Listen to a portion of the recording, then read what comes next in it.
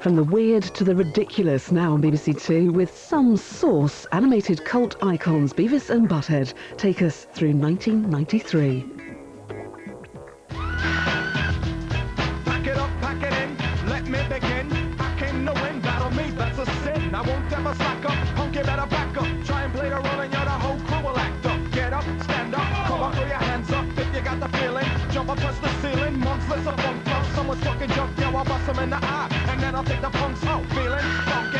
Amps in a trunk and I got more rhymes than this cops that are dunking. Donut shop, sure enough, I got pop from the kids on the hill with my mom and my pops. I came to get down, I came to get down. So get out your seat and jump around. Jump up and get down.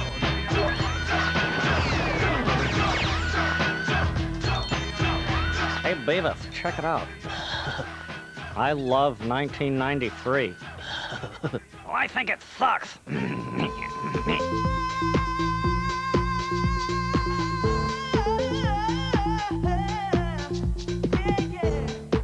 Indecent Proposal has chalked up $25 million.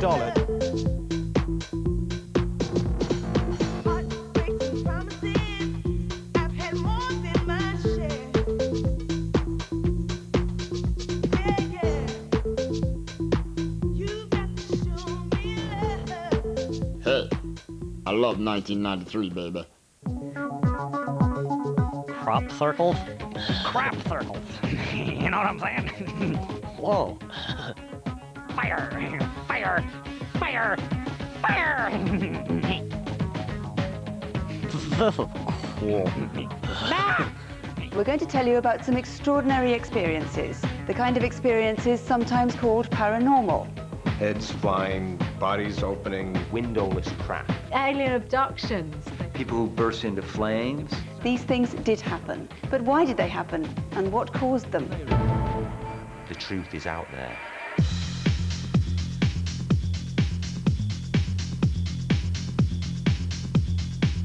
There was some magical chemistry when the X-Files was made, I think. Do you believe in the existence of extraterrestrials? I remember locking the door that night, being a bit scared.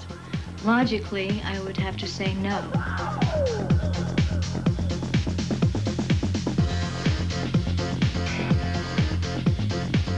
I think they did fancy each other. Will they or won't they? Obviously, the sexual tension kept you watching. I am Jack Willis, okay? I was Scully's boyfriend. She's all yours, Jack. Yeah, so as far as sexual tension between the two of them, I had nothing to do with it.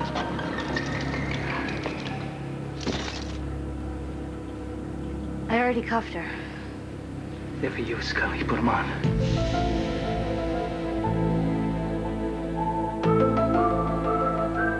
Music's great. Music's so creepy. My dear wife was just a fabulous whistler and could whistle anything, and she came and she said, gee, that's good. Why don't I whistle along with it? That's how the theme came to be. Reminds me of that sort of very Irish, mist over the moors feeling. Because what they don't actually realise is that it's originally from an Irish tune, and I'll explain that by playing it. So here you go.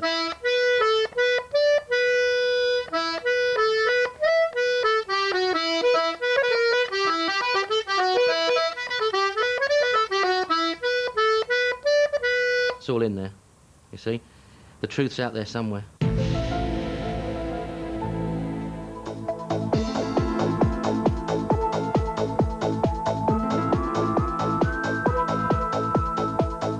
There are UFOs and there are aliens, you know, but there are a lot of other stuff. Michael! Jimmy! You in there? My character is a mixture of a pyrokinetic, a man that can move and start fires with his mind, and a pyromaniac. Time to call 911. Don't move!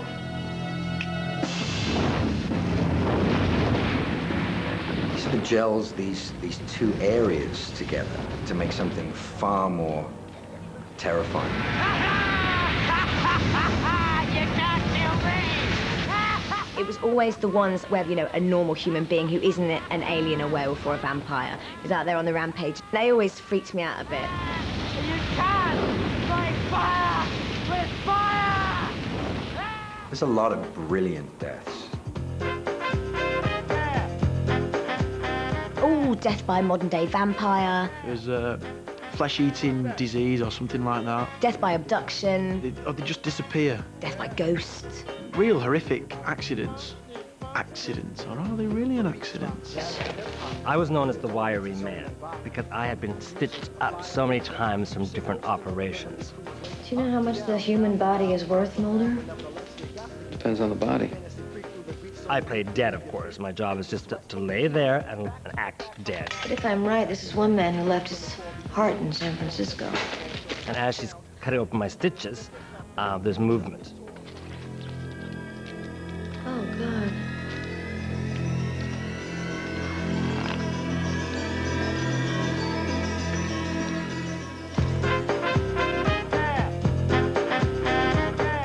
Now, when convention and science offer us no answers, might we not finally turn to the fantastic as a plausibility?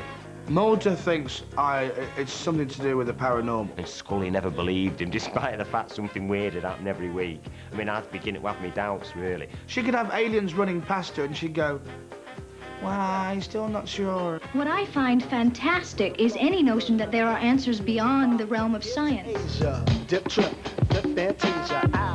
Well, when I watch The X-Files, it's almost like my life passing before me.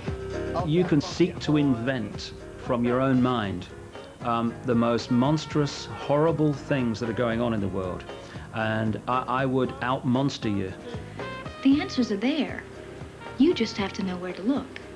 That's why they put the I in FBL. One thing the show does is it taps into people's fears, fantasies, paranoia, anxieties, by presenting these alternate realities that are not so divergent that they're completely implausible. Best effects always come when you come at them from like a bunch of different angles. So sometimes it's a computer, and sometimes it's a piece of cotton on string, It's whatever it takes, and that's what makes it fun, We're all, we're very creative sluts. When your day is long. Cigarette Smoking Man was this shadowy, constantly smoking bad guy who you never knew quite who he worked for or why he was anywhere that he was. I've never seen anybody smoke so many cigarettes. He just, he'd be lighting another one while he was smoking another one. The need to smoke, that there was some kind of pain that had to be constantly deadened through the act of smoking. I think it's part of it. And then metaphorically, it suggested the devil. He's the bad guy. He is the conspiracy maker. Conspiracy theory is, to a very, very large extent, conspiracy fact. Because many people now are starting to look at these ideas not just as a entertaining once-a-week series, but actually as, hold on a minute, this is really happening. One of the dominant things about the 90s seemed to be this whole sense of we're not really sure what's real and what's not real. The X-Files just caught that mood and boom. It taps into a paranoia that permeates modern life that I think is very compelling to people. When we go into the mid-years of this decade and towards the end of this decade, we will look back and we will say the themes of the X-Files were far more accurate and far nearer the truth than Michael Burke on the 10 o'clock news. Boy, what a dork. The themes were more accurate than the 10 o'clock news.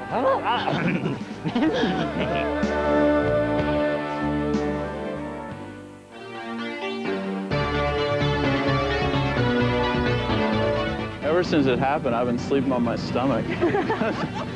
They're shouting, give Lorena justice, but since when is justice cutting off someone's penis, What? John Wayne Bobbitt. Oh dear, every man's nightmare. This is surely a bizarre case. When his wife Lorena lopped it off. The actual penis. The penis. Cutting off her husband's penis. Ow! That must have chafed a little bit. Ever since this whole thing started, all everyone ever wants to see is my penis. I don't want to see your penis. How come they keep chopping up food? I think that, symbolizes a human schlong. His missus got a bit pissed with him. as they say in America. Bit annoyed, slightly cross. She got a knife or a pair of scissors and chopped off his old fella. No, there's no excuses. I was shaving my legs and the razor slipped and off it went. She could have left him. Could have just walked out. But she didn't walk out. She just took something with her.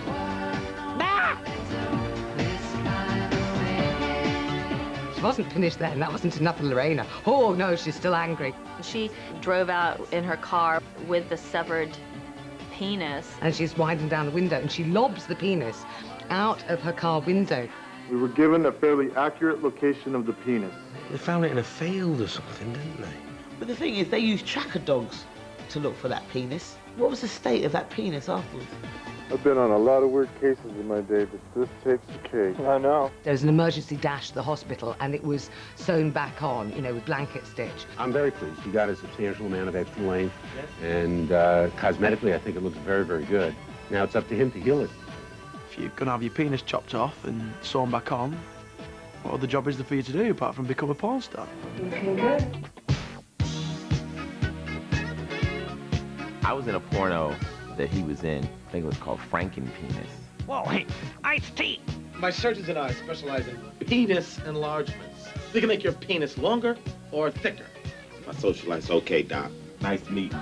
Just check it out. Rappers, they think they're so hung. Hi, baby. A friend of mine once came across one and she said, "You've got to see this." And I said, "No, I really don't want to see a stitched on doodah." And Lemmy being in the film as well, it seems very, very odd. In fact, for that reason alone, I might actually hire it. It's supposed to be in a woodland glade thing. Whoa, hey, yeah, but it's Lemmy. And this dick bounces past me. It's like a dick. It wasn't the real one, everybody. I've never been involved with a man's dick in my professional life at all.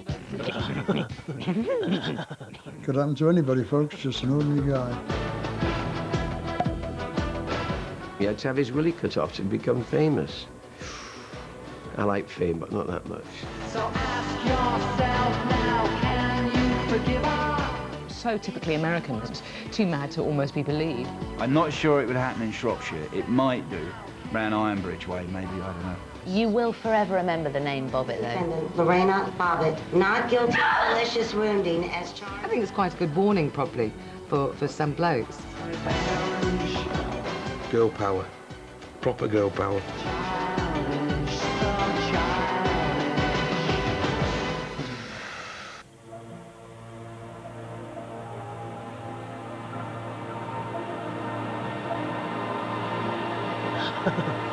Look at him.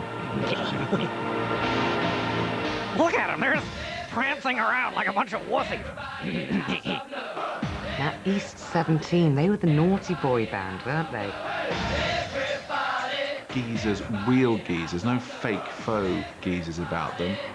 All the other boy bands were really clean and scrubbed and perfectly styled. These 17 were a bit grubby around the edges, and that really endeared them to the population. This is the area. My mum and dad's house there. Missed it. Oh, check them all out.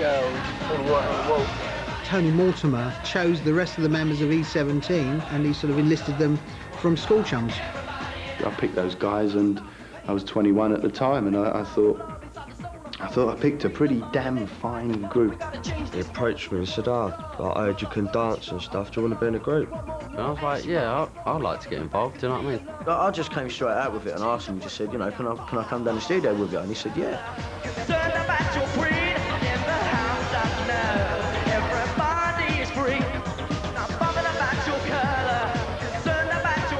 We was in the studio, Brian just sung something, we was like, what? Yeah, that's good. Before I knew it, it was like, it sounded half decent. So I was like, yeah, sitting there all happy with myself.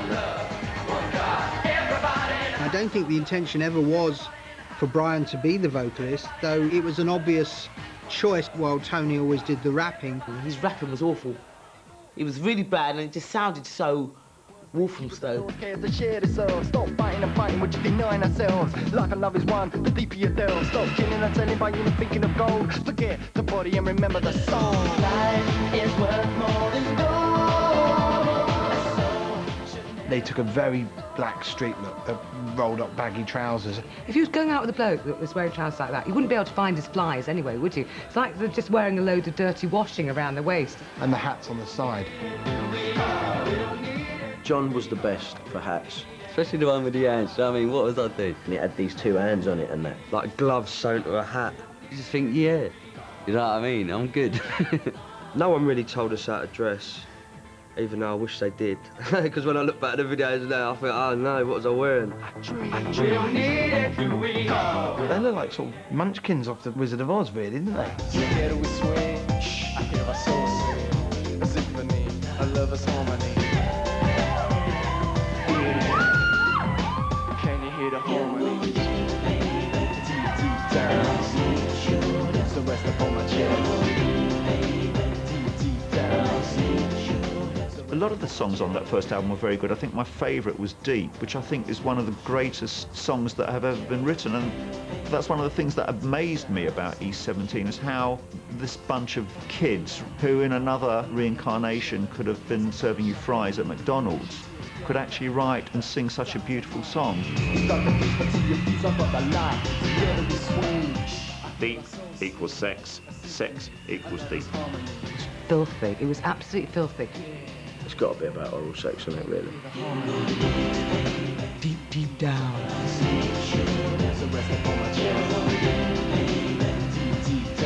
It's kind of like a form of poetical masturbation, if there's such a thing. And then you get the reality of you've now got to perform this. They used to do it on children's television on a Saturday morning. I used to get quite horny, actually. And if you say, all right, what should we talk about? Sex. They always want to talk about sex. The amounts of girls that used to hang about outside my nan's house, Tipex writing on the floor and madness, complete madness. You know what, right? This is Brian, right? He's my favourite. It's only dead small, but it's got a real fit ass, right? Alright, everything's gonna be alright.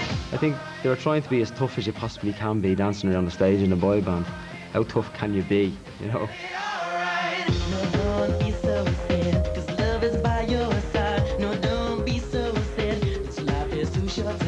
The image they had was really as a very, very, very naughty Take That. I can imagine Take That did go to bed with coat hangers in their mouth to wake up with smiles the next morning, and I should imagine that E17 went to bed with a spliff and whatever girl was available. Because you had screaming headlines, Take That versus E17. But it's a very clever medium, and it sold records. I don't know who I'd put money on in a fight. I have a feeling E17 might have just got there, because they'd have played really dirty, and Mark would have been rubbish.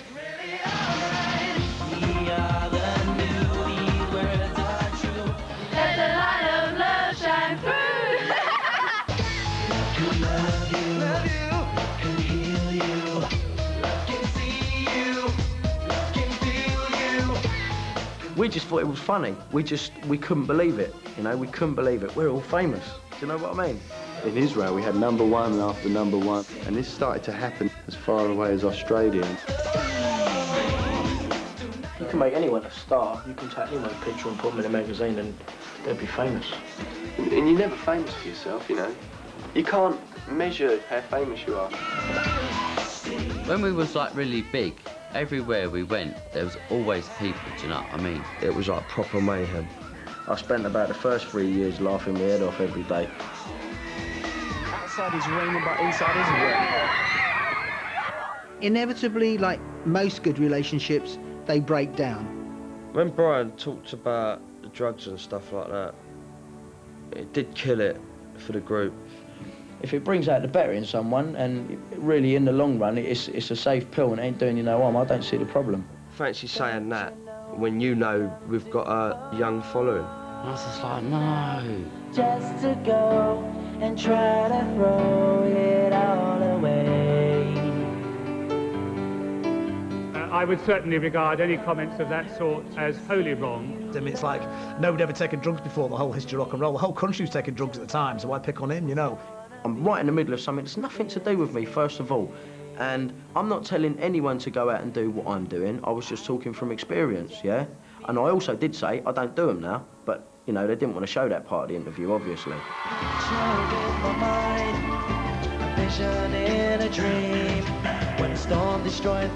I think that was like pretty much where it started to like slowly fall apart. Things had changed, things were different now, and it was, you know, that's when I thought I should leave. Well, it weren't going nowhere, the group weren't going nowhere. Your body's calling. Nothing lasts forever, and but you think it does. You think it's going to be like this forever. It was fun, it was a great party. Everybody got home safely, though we had to wait 2 hours for a cab. That's it. It's time to spread your wings and fly. Spread your wings and fly. When the thunder calls your name.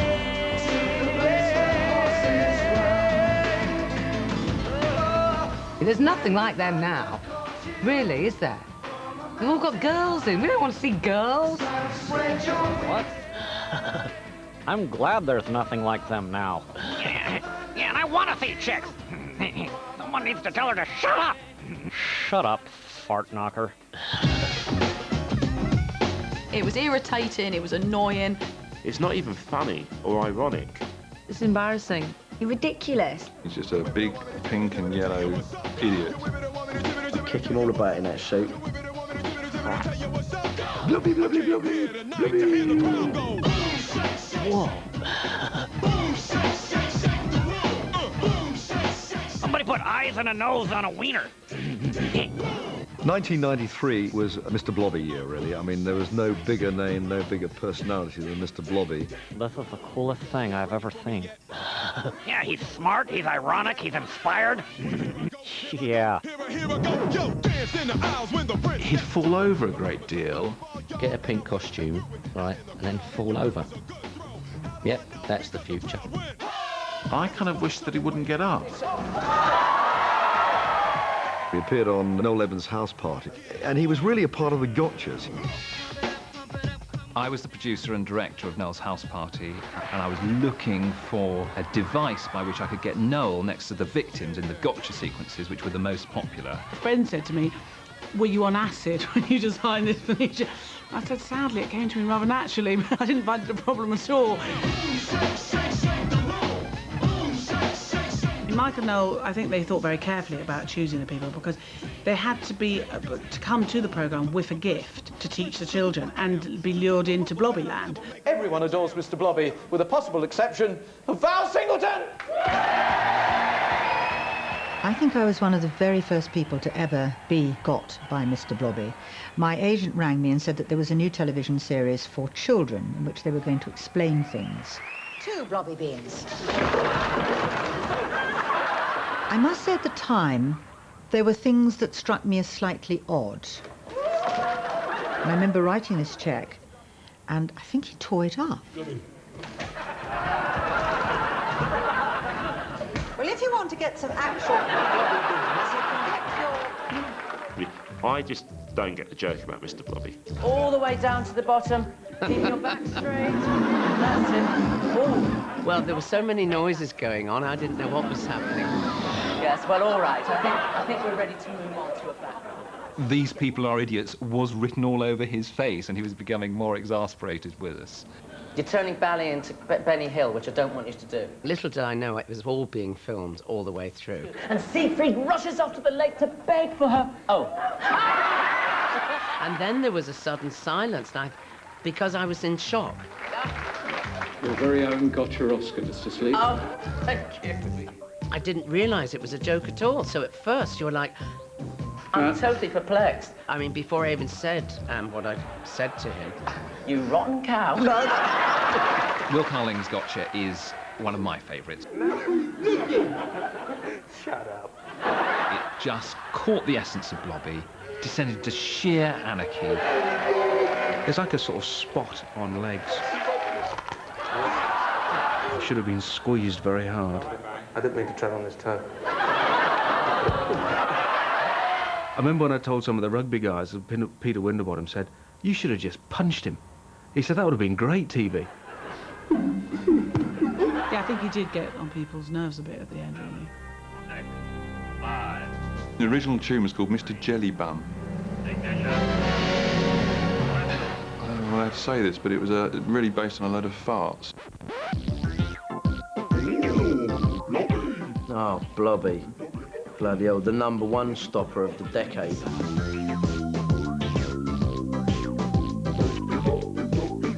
I think the biggest crime is Stop Take That being #1. I mean, they must have been livid to be knocked off by this enormous blancmange pink thing. To be honest, the Blobby thing, it wasn't... I didn't mind too much. I liked the song and I liked Mr. Blobby, so I bought it. Well, here's my Ivor Novello. I had no idea Paul Shaw received an Ivor Novello award for that song. But I mean, good luck to him. It sold a fortune. And I just want to say thanks, Gary.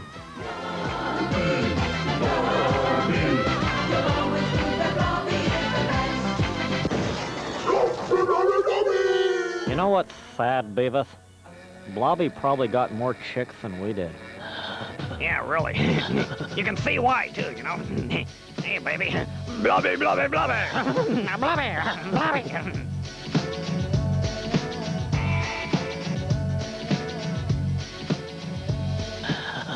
She's getting a tattoo on her butt. Yeah, go for it. Everybody was getting it done. What the hell is that on your arm? In the back of my mind, I know that my mum would really smack me. And as for your parents... Oh, don't even go there. Dear. We're talking about tattoos, and now even Barbie has got one. There's the navel ring, and there's the tat.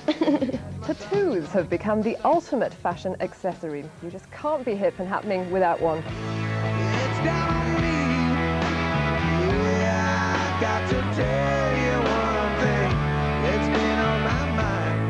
All it takes is for one vaguely hip celebrity to get a tattoo.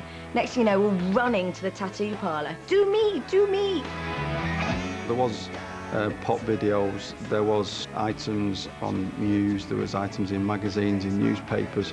It wasn't mostly men who were getting tattooed anymore, it was more and more women.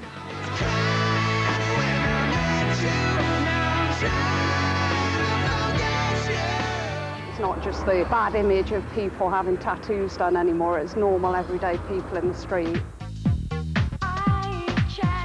Quite frankly, especially on women, I think it looks dreadful. Simply exhibitionists. I love them, I just love them on me. Can I have a dolphin on my bum? Not a dolphin. Been done.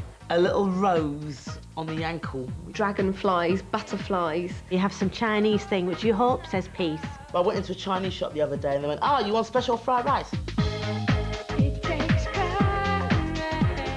Well, that's lovely when you're in your teens and 20s, but for a 40 or 50-year-old woman to try and look attractive with tattoos all around one shoulder and one arm, it's going to be very difficult. Yeah, I can visualize myself as an 80-year-old woman wearing them. You know, that seems fine to me. I figured that when I'm old and grey, I can wear big granny knickers and hide it. If you could pierce it, it became pierced. So I thought, my nipples. So I got them both done, as you do.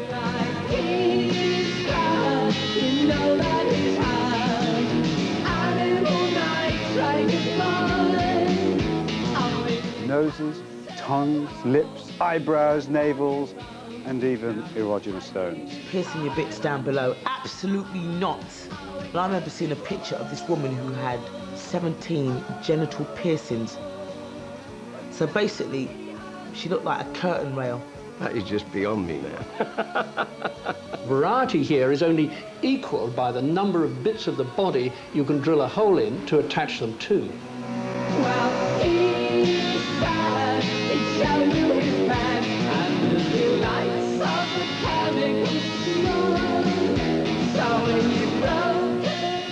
There will always be a negative image regarding tattooing and body piercing. That's what attracts some people to it.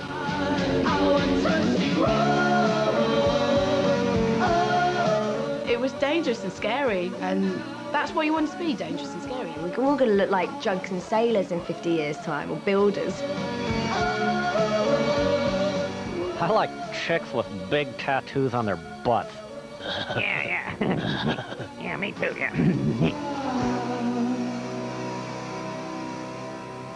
It's eternal. Eternal. Eternal. It is eternal! Eternal.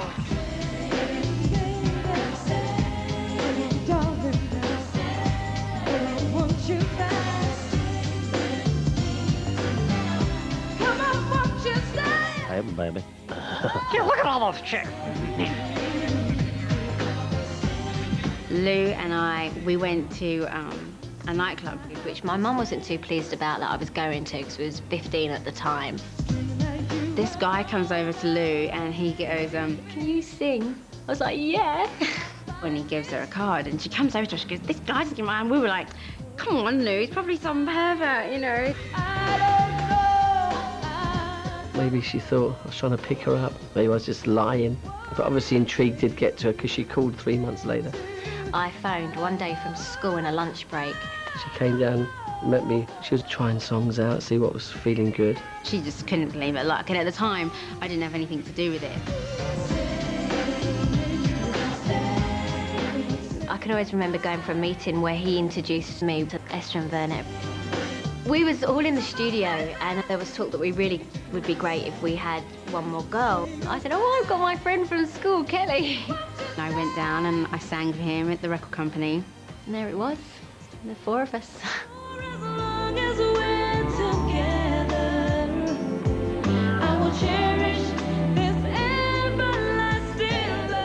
I'd love to know what Dennis's thinking was, because you had the sisters, came from like a gospel background, and Kelly and Louise, who, you know, stage school girls.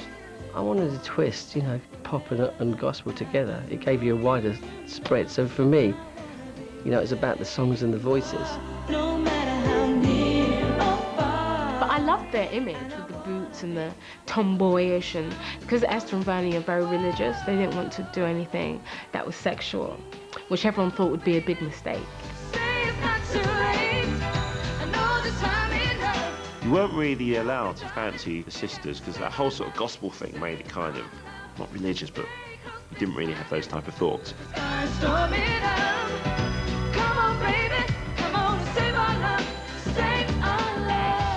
They were kind of forerunners of that kind of Britney Spears, I read my Bible every night. I think you want your pop stars to be wild. Do you think your religious beliefs have kept you away from that raunchy image you could have gone for? Yes, but then there are some people who are raunchy and still are Christians. Like you. Oh, blimey. Not now, little girl. Can't you see my faith in you is forever and more? Don't let go, 'cause it's just a step from heaven. By the nature of the way that they got put together, I think the sisters always felt like, well, we're the group, and tried to make the other two feel a little bit. It's just the impression that I got that the other two were kind of like lucky. We were on such a vibe and so happy to be given the opportunity, just flying around the world promoting our record. It's so cliche, but it did happen overnight. Baby, can't you see this love was meant to be? We can rise above this pain in our hearts. Don't let go. We had sold 1.4 million albums in the first year, and we were a debut band. I didn't realise how great that was. I think just to be here at the Brits and actually perform on the show for us was a great honour. Eternal, the best new act. Girls, aren't we enjoying ourselves? Yeah. We'd won Best Newcomers at Smash Hits, and we'd been nominated for a Brit, and the album had gone like quadruple platinum. Looking back now, God, that was bloody fantastic, wasn't it? People was going, all these girls will last forever, they really are eternal, and it was that kind of thing, and it was such a vibe. So good if we could come together. Could be good, so good if we could last forever. Could be so good if we could come together. And then one day, I don't know where it came from, I just had to go. One thing in life that I'm sure. And sometimes in a band, in a close situation, things happen. I suppose because you've got two sisters within a band, they might sort of gang up. We do miss her really a lot. The thing that destroyed Eternal was themselves. We just were different people, and we just had different ideas on the way our lives were. It was really hard to understand one another. Some people thought the white girls being kicked out of the group. I hate hearing It was horrible. Race had nothing to do with Louisa's departure at all. I think the tabloids will make up what they want to make up. But a lot of it was to do with personality clashes. It was just purely different people, different personalities that wanted different things.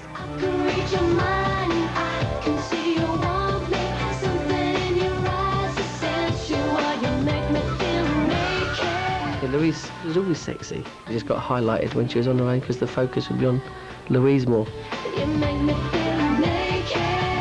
Most fanciful female star, Louise. Obviously, Louise had her reasons for doing it, which made sense for her because she wasn't happy, but I was happy and we were being successful and it was great.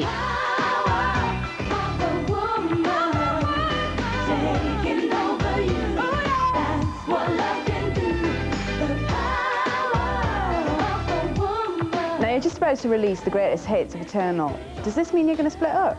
No, not at all. To lose one member is carelessness, and to lose two is just downright stupid, especially if you've got a hit act.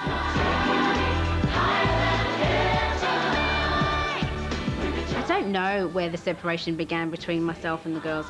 I was a very different person from a totally different background. Why didn't Esther and Vernie just do it by themselves in the first place? Because they clearly didn't want the other two there.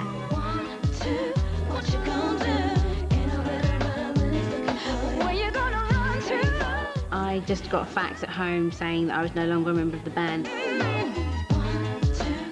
felt upset because I thought, God, it's just getting less and less, you know, and it's sad, really. To date, there has been no reconciliation. You look back and you think, what an absolute waste. You know, they did 8 million records and they still had years in them. They just messed up. What you gonna do? Ain't nowhere to run when it's looking for you.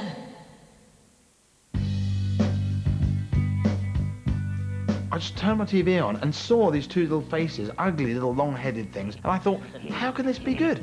It just irritated the tits off me. Whoa. Each foot through the TV screen time. Kick it! But it's very, very funny. Who are you people? So smart, really clever. Ah! I think we were supposed to catch him, butthead. Oh, yeah. It was so on the line in terms of the graphic nature or the things that they would say and the things that they would get away with. I've got a big crack in my butt. Because it was a cartoon, it wasn't deemed as anything. But I'm a creep.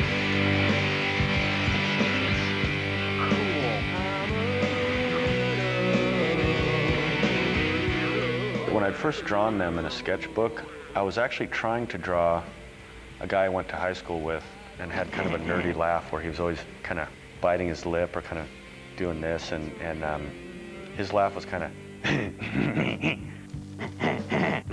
the butthead laugh. I had just drawn him and I did the storyboard for the first Beavis and Butthead cartoon, and I just written down ha ha ha ha ha ha ha. That was cool. Dumbass. And Butthead is just that little bit clever than Beavis, but it's still completely thick. Wait, butthead, I'm not ready. Wait a minute. I realized at a certain point it was kind of getting like the dynamic between my brother and I when we were kids. Me being Beavis, my older brother being Butthead. Although I'd like to think we're a little smarter than them. Wait up, dillwad. The lovely characters they had in there as well. Inspired, absolutely inspired. Inspired? Somebody call an ambulance. Mr. Van Driesen, he's Beavis and Butthead, please try to pay attention. Beavis, please sit down. Are you threatening me? I am Cornholio. Boy, that sure looks like them two kids that have been whacking off in my tool shed. You look kind of familiar. You ain't the kid that spray painted my dog last week, are you? That was other kids.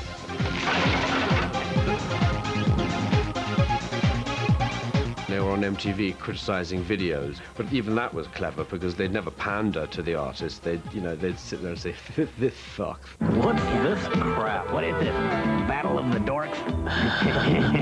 I think we have a winner. I think we have a wiener. We're sitting at home on the sofa making stupid remarks about pop videos in this case, and then watching this pair of numbnuts making stupid remarks about pop videos. I loved it. I think it's hilarious. I bet when he was little, his mom used to say, "Boner, come to dinner." Yeah. She'd say, "Boner! Boner! Time for dinner!" There were so many videos, I think there were close to 600, because each one had like 90% just improvised. Very much maligned and misunderstood. He's ever so good, he's ever so good. These guys are from that country where everything sucks. They like chicks. Hey, baby. They'd like beer if they could ever get any. We're not drunk. They like loud music. Do this and stuff and rock out and stuff. They were just likable, funny characters. I am Cornholio. I need TV for my bunghole. One of the funniest things I remember about that was when they worked in a fast food restaurant. And some onion rings with no salt. And shut up. I love it, because that's what you probably want to say if you work in McDonald's. Let's go break something. Brilliant as it was, and a great way of really satirising something, it becomes true. You know, it's a lobotomy. It's taking out the important elements of your mind, so that the world flashes by and you simply snigger or fart at it. And that can be worryingly seductive. Breaking the law, breaking the law. Beavis and Butthead, just like a state of mind, and kind of exists all over the place. Maybe even in England, I don't know. Jump up and get down.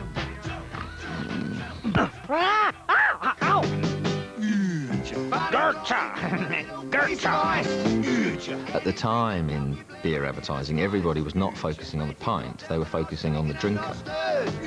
Gertcha, dumbass. Gertcha, blobby.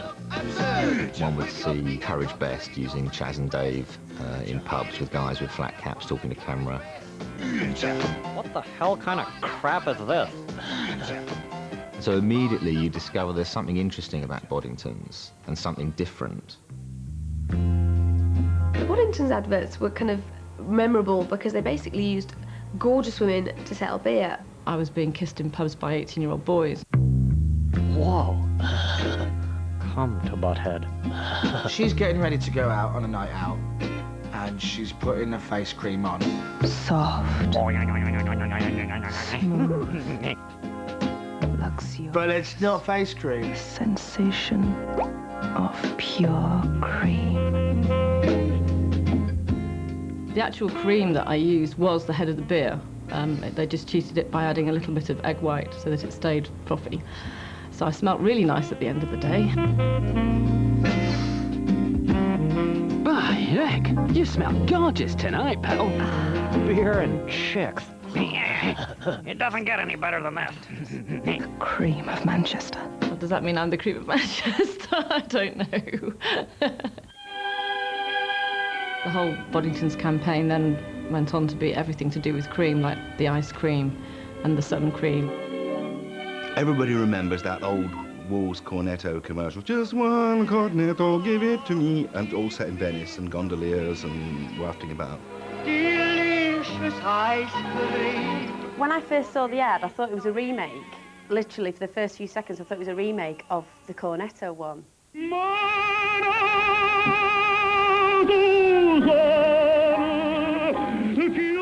Most of my memories of it are being in a gondola for 12 hours a day, trying to look beautiful, and a camera about half a mile away shouting, "Andrew, you're in Venice, smile!" I think my role in the commercial was to look like I was very posh. He's got the beer, and she whips it off him. It's that funny. And then she drinks it. I was going, look, you know, if you really were in the pub and you're drinking, you go like that. wiping her face and disregarding her lipstick. What else could you say? Oh, by heck, it's gorgeous. And at that moment, we've kind of blown our cover. Okay, we're not on a Cornetto commercial anymore. We're in a beer commercial. But we're still, as far as the viewer is concerned, we're still in Venice. No, they're not. It's the Manchester Ship Canal.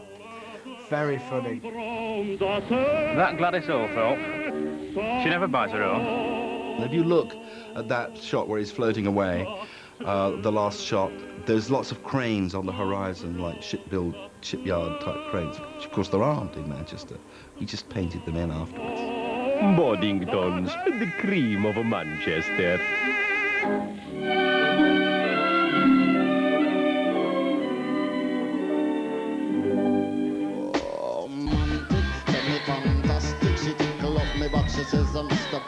Whoa. If I was ever going to score with one of these chicks, I'd be like, this is fantastic, and it's bombastic. Mr. Bombastic, Mr. Fantastic,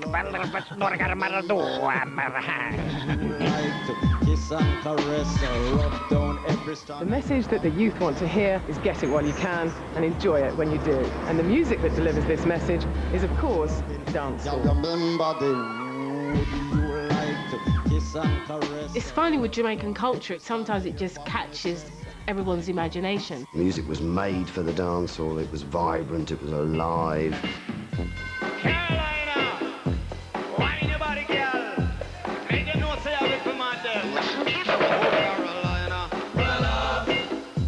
When I first heard the Shaggy's O Carolina, it was so different than anything else that we had out at that particular point in time. It had a great now feeling, but it also had the flavour of the past.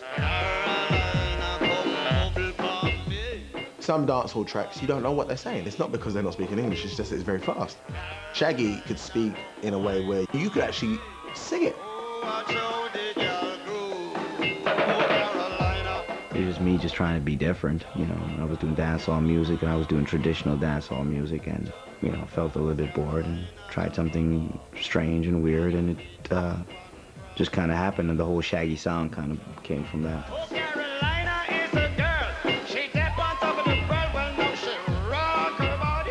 I was a DJ at the time, and it was one of those brilliant things that you heard it and you thought, great, that's my dance floor full. Ragga suddenly crossed over into the mainstream, so you had rough Jamaican men on top of the pops. I thought that was hilarious. There was all these reggae songs that was up in the charts. At one point, we dominated the chart. It was, I think, I was #1, Snow was #2.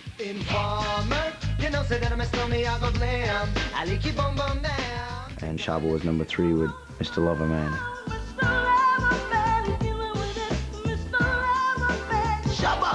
Shabba Ranks was the man. He was huge. Did you look at him? You know that if he wasn't in music, there was no way that he would be any kind of lover man. The guy was a troll. He was ugly as sin.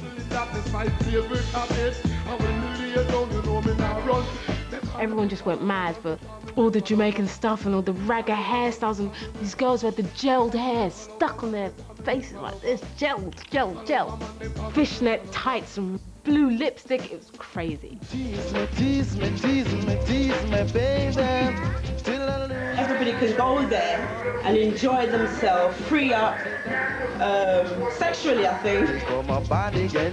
The girls, they knew what they had and they knew how to use it. I've seen some booty shaking. It's quite impressive. Whoa, this show just keeps getting better. Forward and back like this, and Could shag better than anyone? That's basically what it's saying. Yeah, I mean. and the more sexy and the lower you can get, the better. If you danced with a guy, he'd know that you liked him. You'd have a woman doing a headstand, and she's winding her bottom in the air. I shift your ass around really fast and say, look, here. You can imagine dancing with a lady, and she jumps on her head, like, oh, okay, all right then, there you go, there's your leg, okay, ooh, all right. It's a good way to get a date. No average black woman can dance like that, let alone Tracy from Essex, who's always been used to doing the two-step around her handbag. I tried to bump and grind, but it just weren't working. It's a totally different league. Come, let's make tonight the night.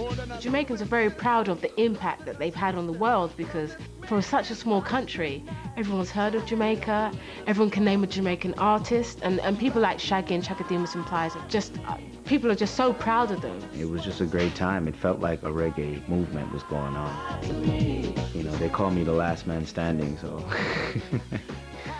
you know, I guess I'll roll with that title. Whoa. 1993 looked a lot better than I remembered it. I gave you all the love I got. I gave you more than I could give. In its first 5 days of business, Indecent Proposal chalked up $25 million in ticket sales.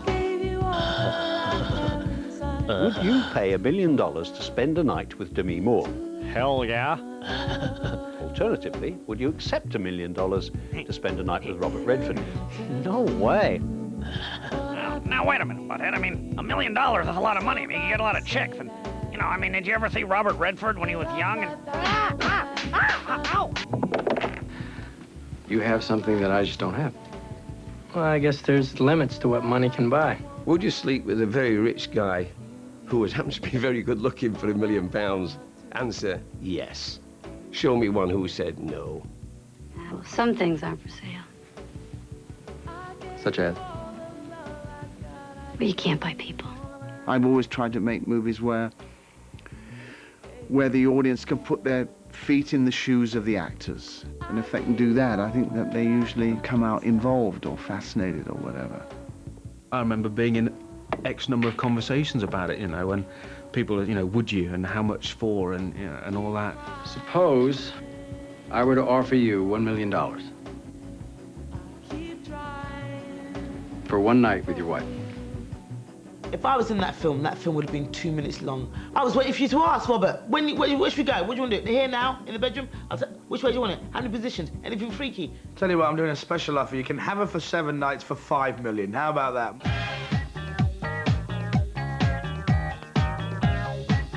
Sex, gambling, and money are always going to work. Gambling, sex, and money.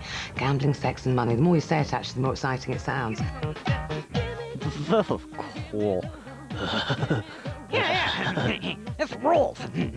But I was surprised how seriously people took the idea. Every time you turn on the TV, you could not get away from it, because people were being interviewed on the streets and in audiences. The big question sweeping America, and will now be sweeping Britain tonight, is would you? For $1 million, I'd sleep with someone, definitely. For $1 million, I'd probably do anything. I think in the end he did the deed, did Robert, with Demi, and Woody got very jealous. Where's my wife? If she said it was lousy sex, he wouldn't believe her, and if she said it was great sex, he'd hate her. So that she couldn't win in any way. We're all going, don't do it, no, don't do it. Woody's coming for you, don't do it. What a wuss. I think I'd rather have my husband jealous with £1 million. We can be jealous in a penthouse rather than jealous in a council flat. Demi Moore had a body double for that film. I'm shocked.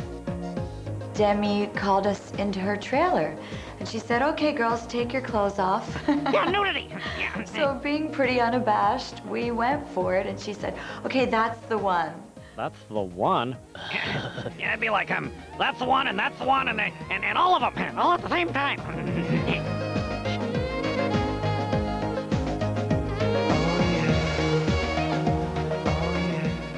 I was really on set every day, and I had to get into a wig.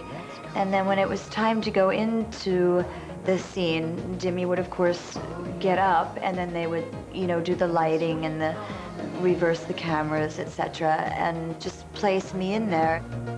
I suppose she knew that we'd all be sitting there.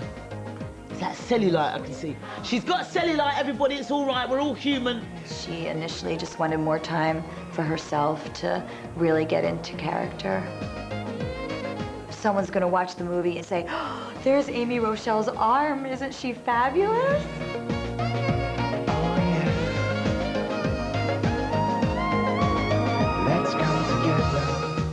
When she comes back after having seen Redford, she's got lipstick on, and he rubs the lipstick off her face, he smears it off her face, and it's a nice moment because it's almost like he's trying to eradicate the Redford character. I like the way it turns into an erotic moment and they start to kiss.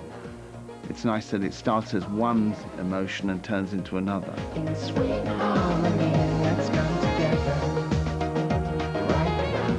You can say now, I'd never do that. You've got to have sex with a strange man for £1 million? Never. I'll tell you what, wait until it's offered to you, and then ask me, and tell me you're going to say no.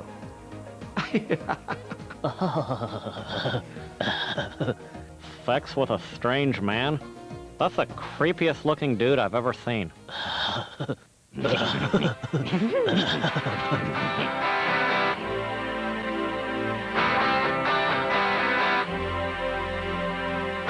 1993 kicked ass. Yeah, things were better back then. The present sucks.